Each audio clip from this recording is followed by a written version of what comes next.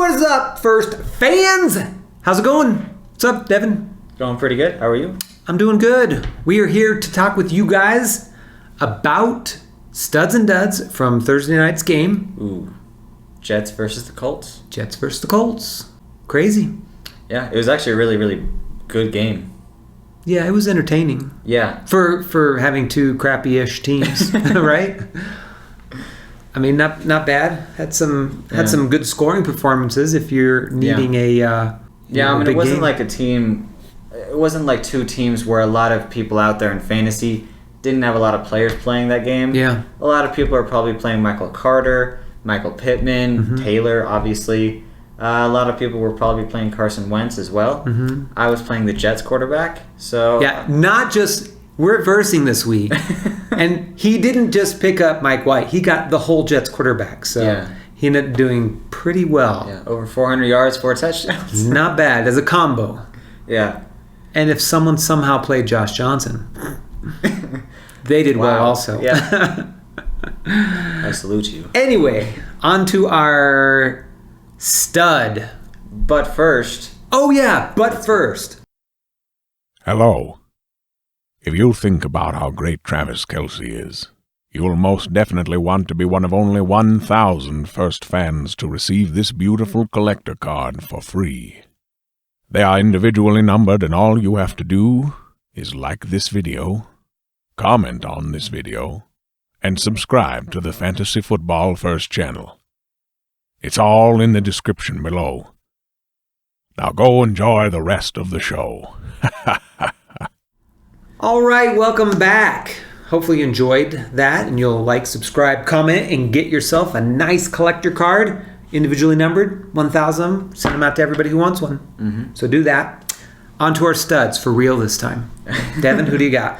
All right, for my stud, I had Elijah Moore. Elijah Moore, yes, Very, the very rookie good game. stud. Yes, a lot of people were predicting him to be the rookie of the year. Unfortunately, I mean, it's not going to happen. Nope. I think Jamar Chase has that. Oh, yeah.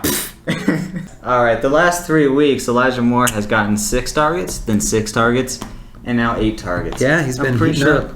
a little bit of that, I'm pretty sure, is because of Corey Davis being out. So when Corey Davis comes back, what's going to happen?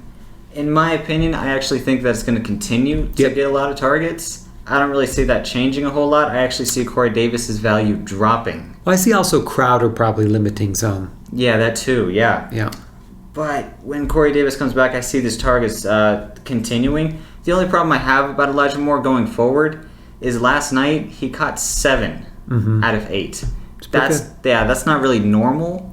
So I would more of expect him to get like 5 or 6, maybe 4 out of 8, especially with the not really talented quarterbacks coming in, even though they've been, exploding. Yeah. They're not really great. So I don't really think Elijah Moore's production is going to continue, but I see those targets being But once again, a bunch of garbage time. I mean, the opposite team builds up a big lead, and then, they let them basically come back and score. And, the game is in hand. Well, last week it wasn't. I mean, it was supposed to be, but somehow they came back and won. And so, that's... But, I like it. Yep. He's a stud. Who's yours? My stud was Michael Pittman. Yep. He had another solid performance. He led the Indianapolis Colts in receiving, 5 catches on only 6 targets, so another pretty efficient night. 64 yards and a touchdown. Got you 17 fantasy points, which is pretty darn good. And he wasn't really needed that much, though, which was interesting because they kind of had a blowout, so they weren't throwing the ball a ton. They were running the ball a lot.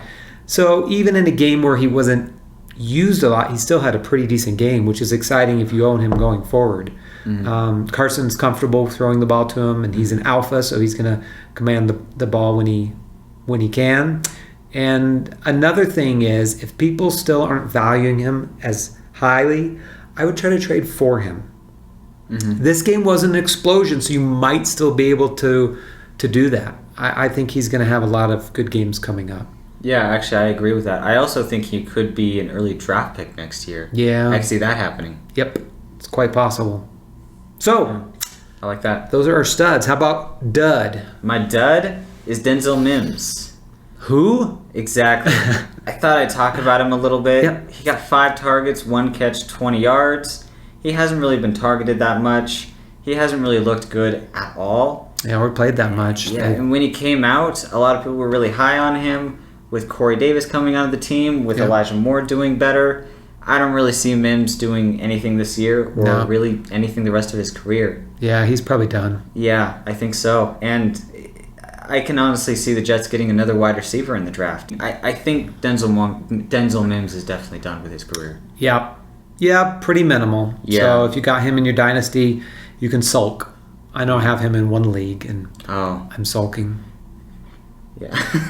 But, it is what it is. Those rookies, you never know which ones are going to fully come on and which ones aren't. And I mean, to be fair, he really wasn't. He was hurt a lot of last year, which is never good for rookies. And then, bringing a new regime that they didn't pick him, he's kind of stuck in the doghouse no matter what. Yeah. So, okay, my dud was running back Michael Carter of the Jets. Yeah. Boo.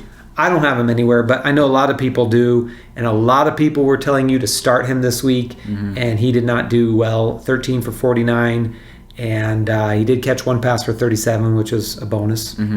Yeah, I could have honestly saw this coming. I could have told you that Michael Carter would have had a tough week going against DeForest Buckner and Darius Leonard. Yeah. Those are two very strong defenders, so yeah. Although it's not just that, though. That. I mean, after last week's strong performance, he had 15 carries for 77 yards and a touchdown and 9 receptions for 95 yards. Yeah. I mean, most people thought it was time for him to shine, like we just talked about. But he has only averaged... Well, he's only had 2 games where he's averaged more than 4 yards per carry. Yeah. 6 of those games he was well under. And he's only had 3 TDs on the year. So I just don't think I don't think he's that strong running back you're going to need. I don't think he's strong enough to be able to... A lot of people are projecting him to take over towards the end of the year and be this game-winning, league-winning type of running back, and I just don't see it. I don't think his build is quite there. I mean, potentially, if the Jets get behind again and they start, throwing him some balls, maybe, but I just don't see it. So if it were me, I'd be looking to sell him. If there's some people that are believing like that, sell him.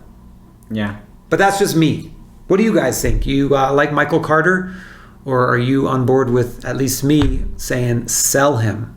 Yeah, I have him. And of course, we're talking redraft leagues, not dynasty. Although I'm not high on him in dynasty either, for obvious reasons. But yeah, I wasn't either. When the draft happened, I wasn't really high on Michael Carter. Yeah. I know a lot of people were very high on him, and also Zach Wilson. I really wasn't on either one of them.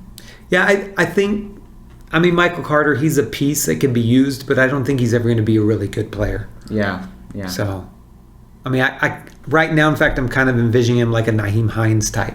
He'd be a great secondary, complementary type running back if they had their number one. And in fact, Ty Johnson, who hasn't had nearly as the opportunity, has played better. Other than last night, he did have that fumble, which cost him, I think, more production. Yeah. Because he was playing well and he's averaging more yards per carry. So, anyway, we'll see what goes on. What do you guys think? You like any of these studs, duds? You have your own stud or dud? Put it in the comments down below. You can put that towards getting a Travis Kelce Collector Card. If you got any questions about who to start sit to, you can put those down there. We'll be happy to help and answer to those questions. Right now, we're answering everything that comes down there. So, any question you ask, it's going to get answered by one of us. Thank you so much for watching. We appreciate you guys. And always remember to finish first. Thank you for listening to the FantasyFootballFirst.com podcast. Jackson throws the complete. Crabtree has it for a touchdown. We hope you enjoyed today's episode.